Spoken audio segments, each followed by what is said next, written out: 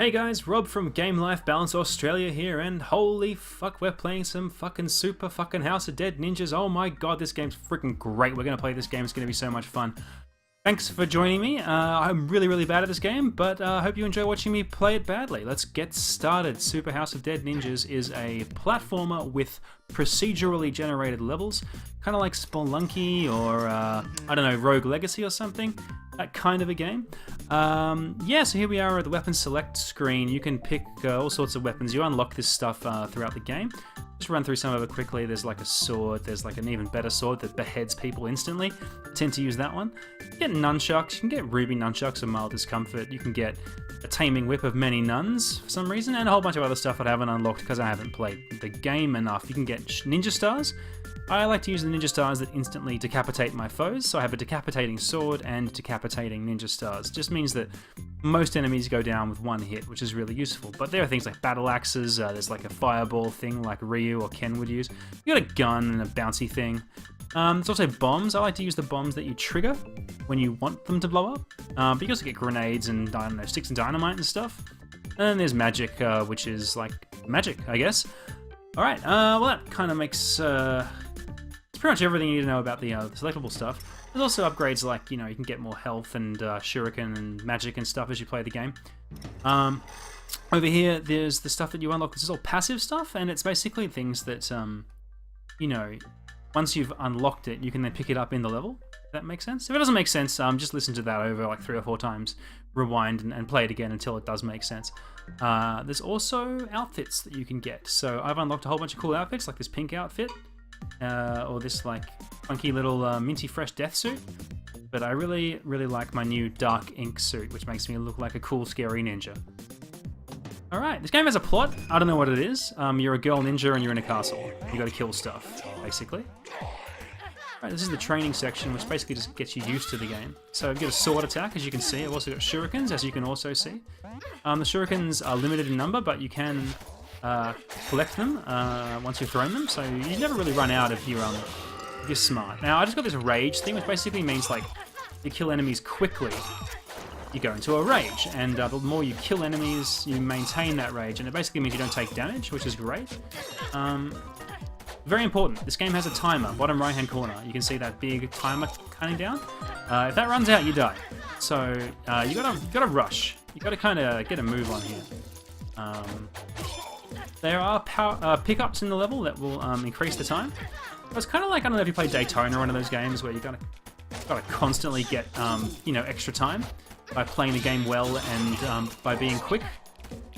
So yeah, it's a game that there's a lot of pressure on you to do it quickly, and that makes you screw up. The game itself isn't actually particularly hard, but it's that pressure of the clock ticking constantly. It makes you make mistakes, you know. And before you know it, you're dead. Yeah, so it's a better sort of finesse to this game, and I'm not playing it particularly well because I am talking as I play it, but I haven't beaten it. I haven't really sat down to spend the time to do that. It's one of those games I tend to sort of pick up and come back to every now and then, you know, because it's fun and easy and violent, and you know, it doesn't take a lot of brain power. It's very twitchy, so.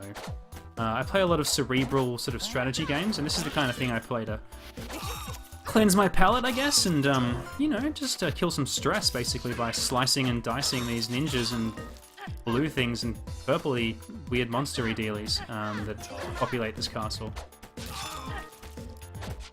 So as I said, it is procedurally generated, so every time you play it, it's different. But that said, there are some rooms and things that you'll see again and again. There's a certain sort of trap configurations and enemy layouts that you'll see sort of different versions of as you play the game. And most procedurally generated platformers have that going for them, which is, you know, it's not really a bad thing because, you know, it allows you to kind of develop some kind of skill at dealing with some of the more common features of the game, I guess. It rewards your experience, I guess. There are some enemies in this game that I really hate. Most of these little blue ninjas are really easy and don't require much skill to defeat. These guys are a little annoying, but, you know, once you know how to deal with them, it's not too bad. Guys I really hate are those big pink guys with no heads because you can't decapitate them in one shot. Alright, here's our first boss. The bosses, there's a set number of bosses, but it's random as to which one you end up fighting at any one point in the game. They're all not particularly hard. I'm not doing very well against the Raging Lion here. Because I'm talking. Again. There you go, he's dead. Yeah, so there's like a bunch of different bosses. There's like a mantis that throws bombs at you. There's a big rhino guy. There's a few other ones as well. So now we're in the second world, so you can tell we're in the second world because the music's changed. The backgrounds are a little bit different, like the platforms look a bit different. It's more like a jungle kind of spooky skull land kind of place. In the second world you get some different enemy types, like that baboon. Yeah, it does get harder as you go deeper and deeper into the super house, I guess you'd call it. I don't even... What is a super house? I wonder that sometimes when I can't sleep at night. You know, what makes this house so super? There's my bombs. I don't use bombs very often early in the game because you don't really need to. But as you progress, you definitely start to need to use them. These are the guys I'm talking about. These guys annoy the shit out of me because they take 2 hits. Monkeys are annoying too because I don't have the reaction time I need to really deal with them. They just run right at you full pelt. Same with the skeletons, they're really annoying too. Yeah, definitely game gets a lot harder once you're in the second world. You have to really, I guess, play carefully. Ooh, that was close. And yeah, it's that timer that gets you though, because you really want to be moving quickly. Which just makes you make mistakes, you know, because you're just rushing and you're enjoying moving through the world quickly. The strength of this game is that it makes you feel really powerful when you're playing it well. You know, there's blood flying everywhere, there's heads rolling. The announcer is sort of cheering you on when you do well, and he mocks you when you do badly, so... I kind of hate the announcer, but I also kind of love the announcer. Like, this game would suck without it, I think, for some reason. It wouldn't suck without it, but it's a lot better for it, I guess, is probably fair enough to say. Oh god. Alright. I'm not doing very well. I usually get to, like, at least the second boss before I die for the first time. It's not a terrible run. Duncan Fox, what? Oh my... Hey, Odie, if you're watching this, I think I just slaughtered you mercilessly. I guess that's pulling names of the enemies from, like, my Steam friends and stuff. That's kind of cool. Either that or Duncan Fox is a reference to something that I'm not familiar with, so...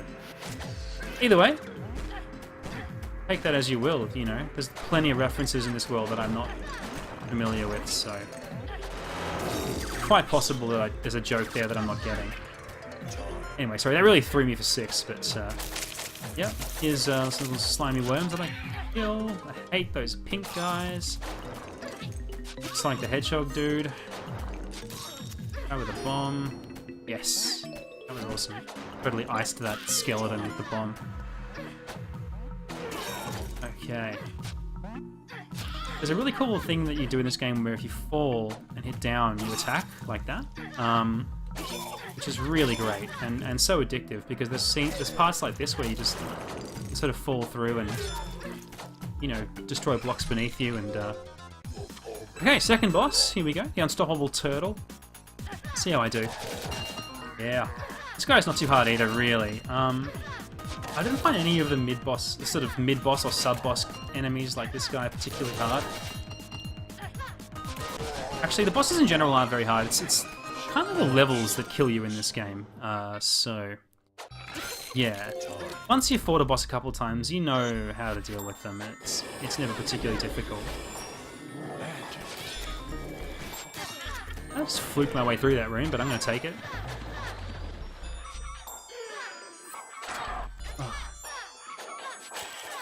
Oh man. Okay. Definitely getting trickier. Great, I got rage. That's really useful. Just gonna...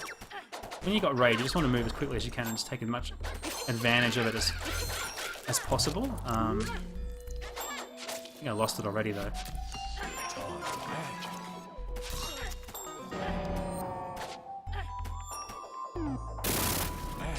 I really don't use the magic often enough, you know.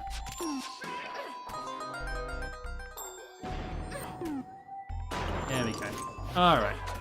Yeah, so to kill those statue guys, you need to use your bombs, which is annoying because they're really quite difficult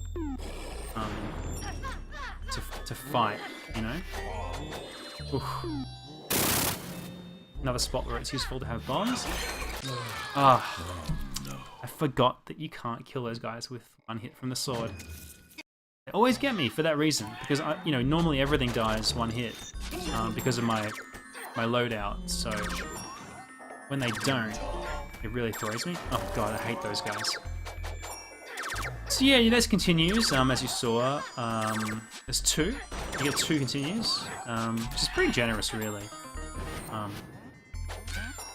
But I'm pretty dumb, and they go quickly a lot. I'm doing pretty well this run. It's not too bad. You're seeing a decent chunk of the game.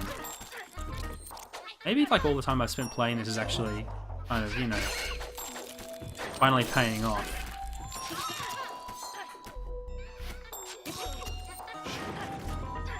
Bombs, yep. Nice.